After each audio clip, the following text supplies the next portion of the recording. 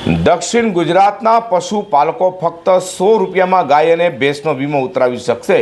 જે અંગે ICICI bank સાથે રાજ્ય સરકારનો કરાર થયો છે તે બાબતની જાણ કરી હતી. દક્ષિણ ગુજરાતના પશુપાલકો ફક્ત 100 રૂપિયામાં ગાય અને ભેંસનો વીમો ઉતરાવી શકશે. પશુધન વીમા સહાય યોજના અંતર્ગત 100 રૂપિયાથી ઉંમરનું પ્રીમિયમ સરકાર ચૂકવશે.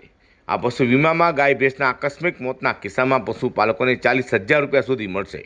દક્ષિણ ગુજરાતમાં પશુનો મૃતાંક દર સરેરાશ 7 થી 10% છે. એટલે કે સુરત અને તાપીના 6 લાખ પશુમાંથી માત્ર 30,000 પશુઓ જ વીમો કરાવ્યો છે.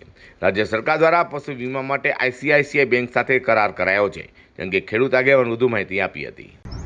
ગુજરાતમાં 36 લાખથી વધારે બહેનો આત્મસન્માન સાથે દૂધના ધંધા થકી રોજગારી મેળવી રહી છે ને એના અનુસંધાનમાં પશુપાલકની આવક વધે અને આર્થિક રીતે મજબૂત થાય એ પ્રમાણનો નિર્ણય રાજ્ય સરકારે કર્યો છે. સૌ પ્રથમ વખત વીમો જે પશુઓના જે વીમા છે 1 વર્ષ માટે સૌરાષ્ટ્રમાં લાગુ કર્યા પછી દક્ષિણ ગુજરાતમાં 1 એપ્રિલથી લાગુ થઈ રહ્યો છે. ખૂબ જ સારા સમાચાર છે અને પશુ દીઠ 100 રૂપિયામાં 40,000 રૂપિયા સુધીના વીમાની જોગવાઈ ખૂબ જ આવકારદાયક છે.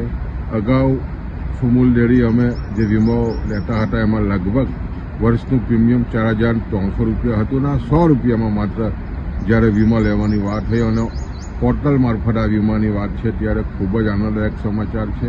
આવનારા દિવસોમાં આને કારણે પશુપાલકો માટે ખાસ કરીને જાનવરનું મરણનું પ્રમાણ પણ 8-10% હોય છે.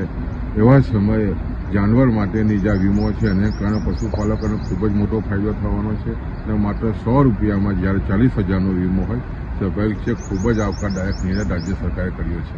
રાજ્ય સરકાર દ્વારા પશુ વીમા માટે આઈસીઆઈસીઆઈ બેંક સાથે કરાર કરાયો હોય જેથી પશુપાલકો પોતાના પશુઓનો વીમો ઉતરાવી લે તેવી અપીલ કરાઈ છે. બ્યુરો રિપોર્ટ જી10 ન્યૂઝ.